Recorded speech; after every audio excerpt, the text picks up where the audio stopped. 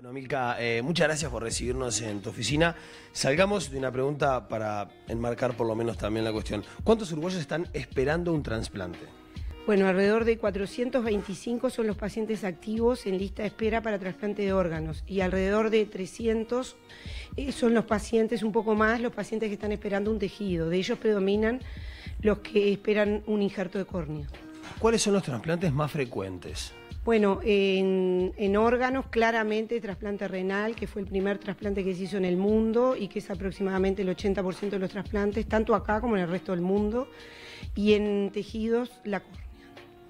¿Cuántos se hacen por mes? Porque tenemos el dato de que, o por lo menos lo que escuchamos es que se hablaba de cada 3 días un trasplante. ¿Es así? ¿O se puede dar así si bajamos la línea anual? Bueno, nosotros tenemos donantes de órganos, tenemos entre 55, 60 y 60 o 70 donantes por año. Eso si lo repartís entre las semanas, da más de un donante por semana. A veces no todas las semanas tienen, o sea, esta distribución no es homogénea claramente, ¿no? Pero tenemos una tasa importante, nosotros tenemos, el año pasado cerramos con más de 20 donantes por millón de población de órganos y también tenemos donantes que son solamente donantes de tejidos. ¿Cuándo se puede utilizar un órgano? O sea, ¿cuáles son las características para que un órgano pueda efectivamente ser trasplantado? Bueno, eso tiene que ver con las condiciones del donante, ¿verdad? En primer lugar, condiciones de salud del donante, en términos de que tiene que no tener determinadas enfermedades. Hay algunas que son contraindicaciones absolutas de la donación, son muy pocas, y hay otras que son contraindicaciones de los órganos específicos. Pero lo que hay que tener en cuenta es que potencialmente todo el mundo puede ser considerado como un donante potencial de órganos. No hay que pensar que porque una persona es añosa o que porque tuvo tal o cual patología crónica, eso ya lo descarta como potencial donante. Nosotros tenemos criterios, obviamente, de exclusión generales para todos los órganos y los tejidos y tenemos otros que son específicos para cada tipo de donación. Además de eso, tiene que ver con las condiciones en que la persona fallece, ¿verdad? Y las condiciones en que posteriormente se trabaja para que ese órgano efectivamente puede ser trasplantado. Todo ese trabajo se conoce como la procuración y en nuestro país eso es llevado adelante por un equipo que es muy eficiente y que ha conseguido tener al Uruguay, en conjunto con el resto del trabajo del sistema de salud y de la sociedad, ha conseguido tener al Uruguay en las mejores tasas de donación, ¿verdad? ¿Cómo se conserva un órgano? Digo, después de que efectivamente se sabe que se puede utilizar y se encuentra una compatibilidad, ¿cómo se conserva? En realidad los órganos tienen que ser rápidamente trasplantados, o sea que tienen que ser conservados la menor cantidad de tiempo posible. Es al revés, hay que luchar contra el tiempo. Obviamente no todos los órganos tienen la misma capacidad, digamos, de preservarse con las horas. Hay algunos que hay que trasplantarlos en las primeras 6 horas, otros pueden ser trasplantados en las primeras 24 horas y deben ser conservados en condiciones, ¿verdad?, de frío, de esterilidad, con determinadas soluciones que preservan la viabilidad de esas células que integran el órgano. Se nos habló muy bien, o a nivel mundial y latinoamericano también se habla muy bien del equipo de trabajo de Uruguay, ¿no? ¿Por qué es eso? ¿Por qué pensás que es eso? Estoy hablando de tu trabajo, pero ¿por qué? Bueno, eso tiene múltiples causas. En primer lugar, porque el instituto tiene muchos años con un trabajo profesional, es conocido y es transparente su actividad en el medio. Segundo, porque todo el sistema de salud ha comprendido la importancia de este tema.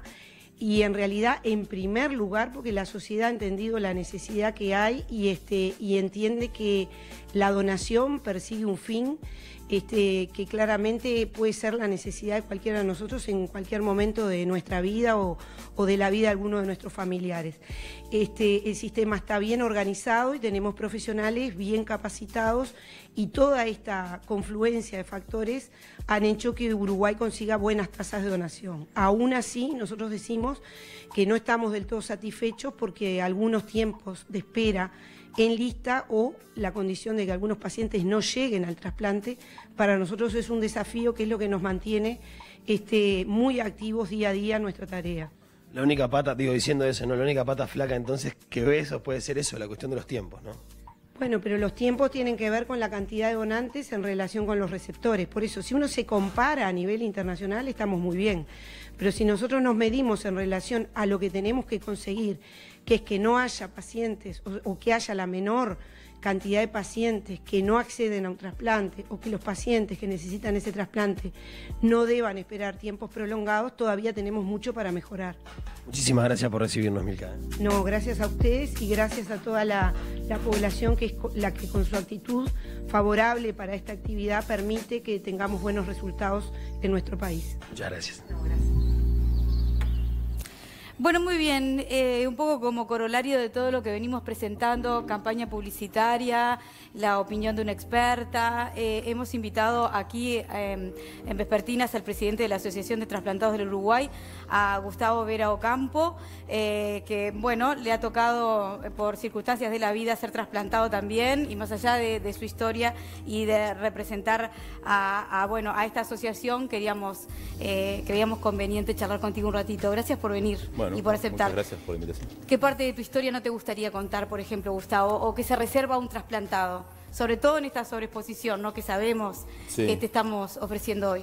No, contar se puede contar todo, es simplemente que a veces es el relato, la trascendencia que va a tener es lo que uno pretende que tenga justamente una importancia distinta, y a veces lo que pasa con estas cosas es que quedan como que se apunta mucho a la cuestión solamente emocional, y de repente hay algunas cosas que no se contemplan, que son historias de todos, o sea, no solamente de una persona, queda reflejado de repente en mí un relato que de repente es de mucha gente, quiero decir. Sí, claro. Y tu historia, si se puede contar, ¿cuándo arrancó, digamos? Y mi historia básicamente arrancó hace mucho, hace como 30 y pico de años, cuando tenía 25 años. Empecé con una enfermedad, me diagnosticaron una enfermedad, una glomerulopatía, que se llama, y a partir de eso tuve que empezar con... ¿Qué es esa enfermedad? Digo, en línea general. Bueno, ¿no? son enfermedades crónicas del riñón, o sea, puede ser cualquiera. Esta en realidad es una hialinosis focal y segmentaria, hay muchas. ¿Y va empeorando? O sea, eso va permanentemente, sí, agudizándose. va agudizándose hasta que termina con los dos riñones.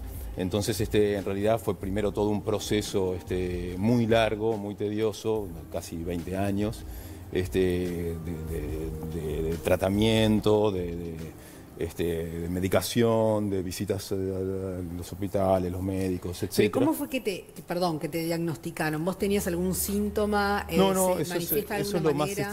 una de las cosas de repente a transmitir es esa, que uno, o sea, en realidad yo no tenía absolutamente nada. Yo en ese momento estaba estaba en la universidad, estudiaba arquitectura. Sí, era súper joven, ¿no? Bueno, sí, ahora comparado con ahora sí, mucho. En un examen, yo jugaba al fútbol, hacía muchísimo deporte, en uno de los exámenes que te hacían en la universidad de rutina, absolutamente, me detectaron una anomalía que derivó después de casi 7 u 8 meses de exámenes, estudios así más y más profundos, que terminaron en una biopsia, en detectar esto. Y a partir de ahí, bueno, el cambio importante, digamos, de que todo se empieza a alterar, ¿no? Claro. ¿Qué pasó a partir de ahí? Y a veces lo que no, justamente en los relatos, lo que no se tiene en cuenta es cómo se altera todo lo que hay a los costados, porque muchas veces no es solamente lo que es lo que le pasa a uno, sino es... ¿En ese momento estaba ya casado? Cuando estaba casado, estábamos esperando a nuestra primera hija. Mi primera hija nació un mes después de que me hicieron la biopsia a mí.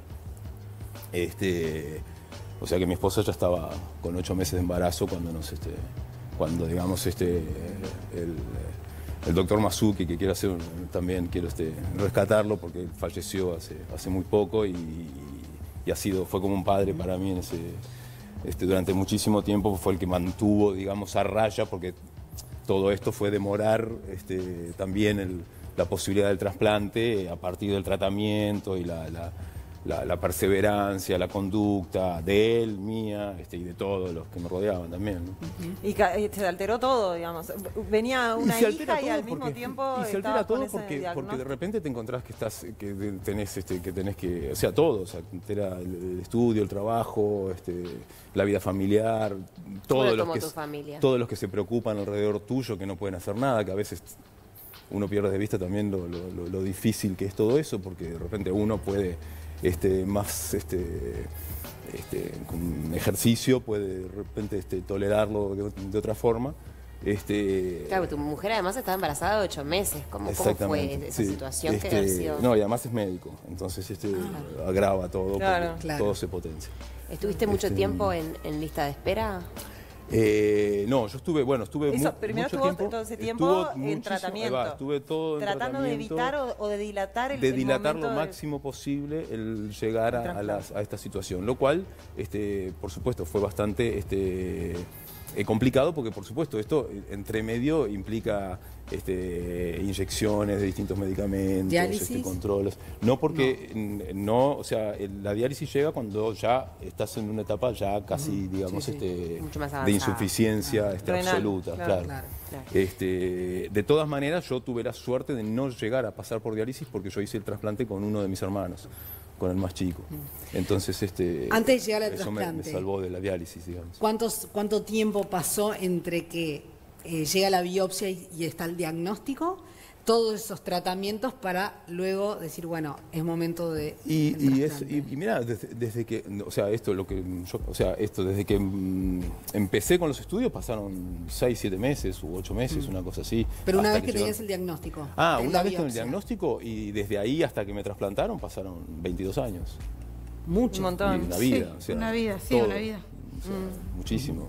Desde los 25 hasta los 47. Y vos, digamos... Yo ahora tengo 12 años de trasplantado, tengo 59. Tuviste la suerte de tener un hermano que te pudiese donar, ¿no? Porque Sí, en realidad tengo 4, o sea, somos 4. Pero por lo menos ese... Pero el único que podía donar era el más chico. El único sí. que era y que no es un tema menor, la verdad. No es menor porque no todos, no siempre están en condiciones, no todo es sencillo, no es solamente un tema de compatibilidades, sino también por el tema de la sangre y los biotipos, sino por el tema también de los sanos y las propias dificultades de cada una de las otras personas, obviamente. ¿Ese paso fue fácil para él, para vos? Porque también sí, yo hago siempre el mismo cuento. Él la única vez que pisó un hospital fue para darme que le rompiera en ese momento a él las costillas. Esto ya no se hace más.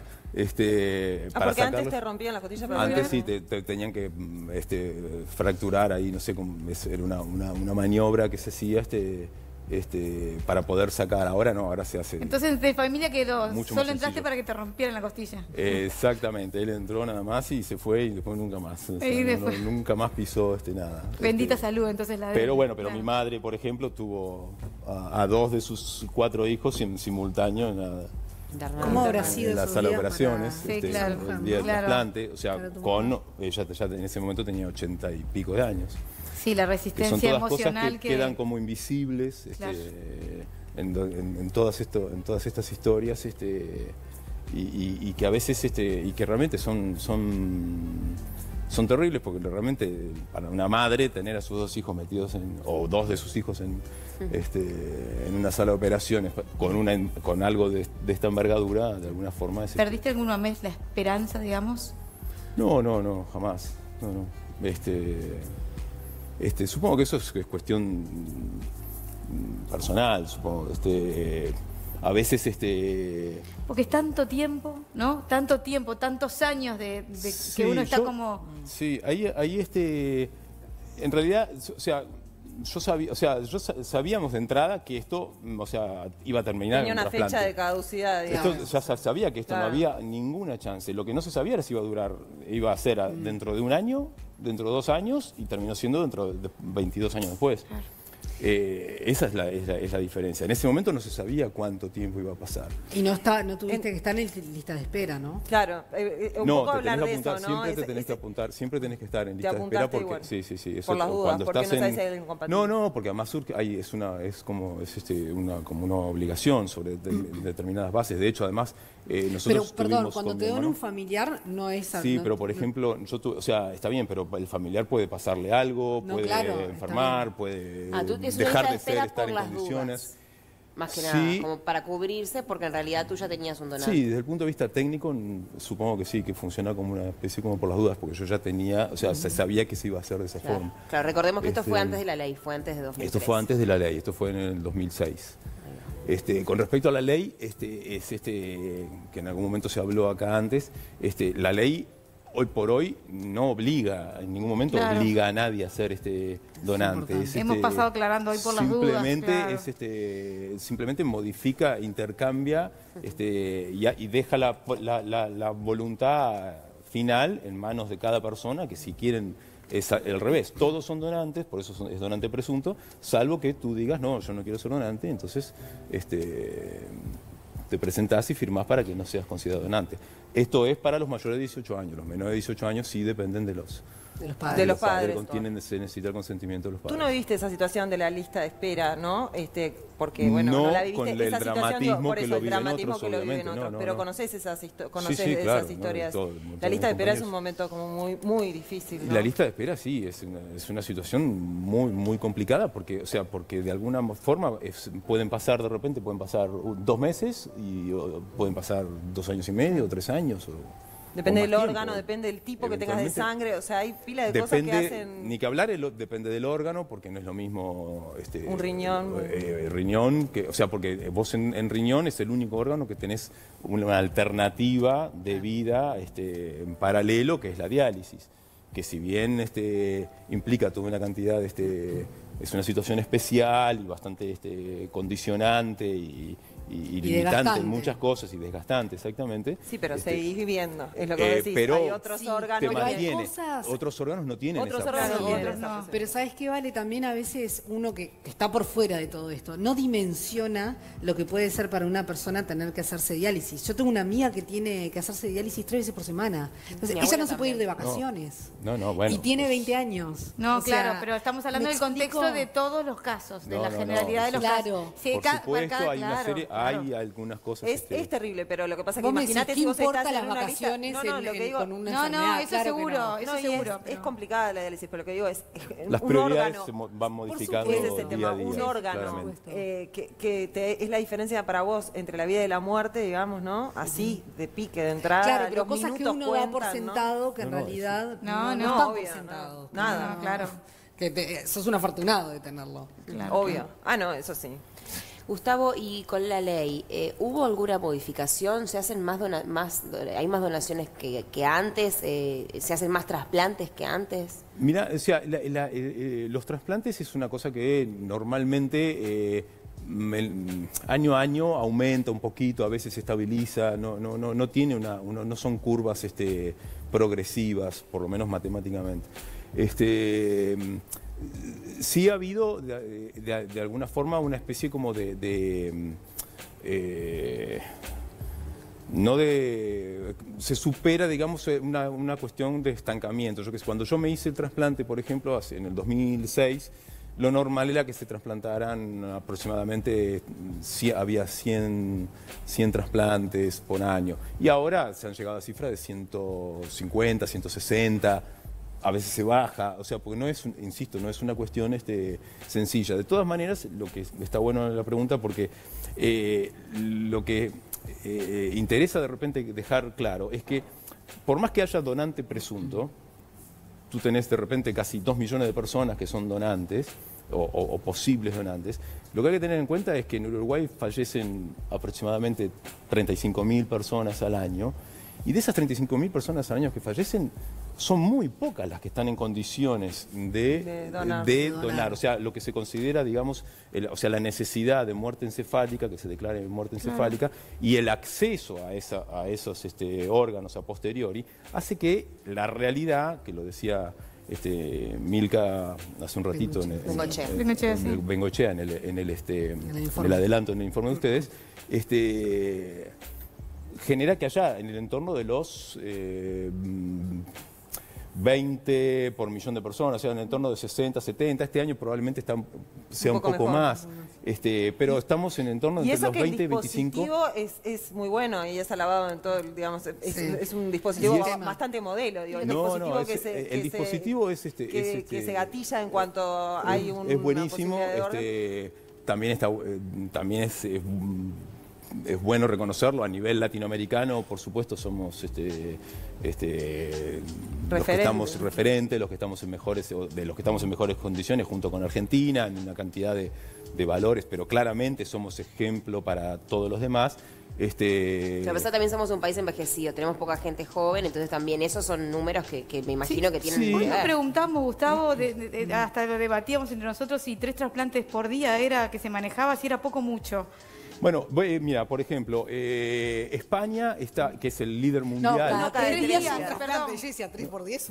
No, 3 por día no, pero uno cada 3 días, claro. Se me entreveraron los cables. Los 3. Yo entendí eso, pero España, que es el líder así mundial en todo esto, por su política ha sido aplicada, entre otros, en nuestro país, pero así como en el nuestro, en un montón de países más, es modelo de esto desde hace muchísimos años.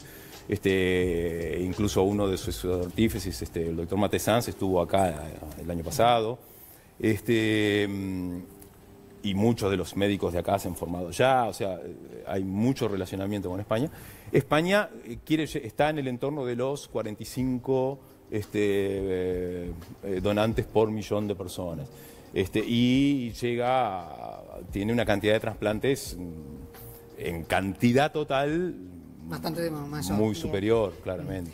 O sea, muchísimo más. Pero, por ejemplo, ahora que estuvo de moda hasta hace poquito el Mundial, por ejemplo, Croacia es uno de los países que salió subcampeón. Es uno de los que en tasa de donación, junto con España, es de los más altos. O sea, España y Croacia están en esa... Pero eso es por cantidades, por gente, eso no da totales de trasplantes, ¿no? Bien. Perfecto. Gustavo Vera Ocampo, presidente de la Asociación de Trasplantados del Uruguay, muchas gracias por haber venido hoy, contarnos esto y acercarlo también a toda la población. Te voy a pedir un momentito más, si los últimos segunditos, por favor. Es que la semana que viene va a transcurrir la semana del hígado en el Uruguay. Y se hace una serie de actividades que arrancan el lunes, que terminan el sábado que viene en la Feria Villa Viarri con 2 puestos de información y difusión. Y bueno, de ser posible, todo lo que se pueda apoyar o difundir, todo lo que está vinculado con eso, porque también es algo muy importante todo el tema de la hepatitis y está vinculado con todo esto. Claro. Muchísimas gracias. Muchísimas gracias. Entonces ya tenemos el aviso.